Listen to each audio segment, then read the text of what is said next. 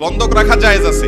আপনি কারোর কাছ থেকে টাকা লোন নিয়ে তাকে আপনার জমিটা দিলেন, যে ভাই টাকা যে নিলাম এটা যে তোমাকে আমি দেবো, গ্যারান্টি কি? গ্যারান্টি হলো জমিটা তোমার কাছে থাকুক, আমি মেরে খাবো না, এটা তোমার কাছে আমার গ্যারান্টি হিসেবে থাকুক। বন্ধকটা হলো গ্যারান্টির জন্য।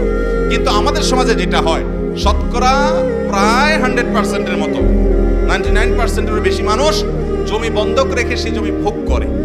এটা সুস্পষ্টভাবে নাজায়েজ কাজ। অনেক উলামা ইকরাম এটাকে কাটা হারাম বলেছেন, অনেকে মাকরুহ তাহরিমি বলেছেন, কিন্তু এটা নাজায়েজ এবং গুনাহের বিষয়, এই ব্যাপারে কারো কোনো সন্দেহ নেই। কারণ কুল্লু কারদিন জাররা নাফআন ফাহুয়া রিবা, যেই লোনের বিনিময়ে কোনো বেনিফিট নেন আপনি, সেটা সুদ হিসাবে গণ্য হয়, রিবা হিসাবে গণ্য হয়। এই জন্য অনেক উলামা ইকরাম এটাকে রিবা বলেছেন, সুদ বলেছেন। এখানে বিপরীত রাস্তা, বিকল্প একটা রাস্তা আছে। সেটা হলো, যদি দেখেন আপনি বিপদগ্রস্ত, আপনার 5 লাখ টাকা দরকার, কিন্তু জমি আপনাকে কেউ, এই টাকা আপনাকে কেউ দিবে না জমি ভোগ করা ছাড়া, যদি এরকম হয় তাহলে আপনি এই চুক্তিটাকে একটু ঘুরায় নেন, চেঞ্জ করে নেন, ফরম্যাটটাকে চেঞ্জ করলে জায়েজ হবে। কিভাবে সেটা আমি বলি।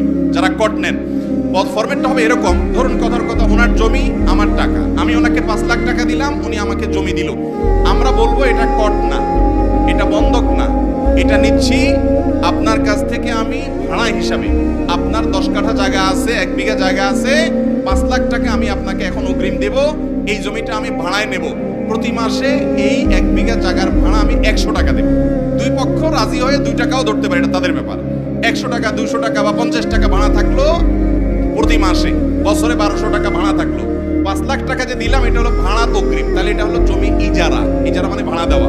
ভাড়া দিয়ে টাকা নেওয়া জায়েজ আছে, যে আমি আপনাকে ভাড়া দিলাম, এবার আমার জমি আপনি চাষ করে খান বা যা মনে চায় করেন। জমি ভাড়া দিয়ে দিছি, ভাড়া দিলে যিনি ভাড়া নিচ্ছে তিনি যা ইচ্ছে তা করতে পারবেন।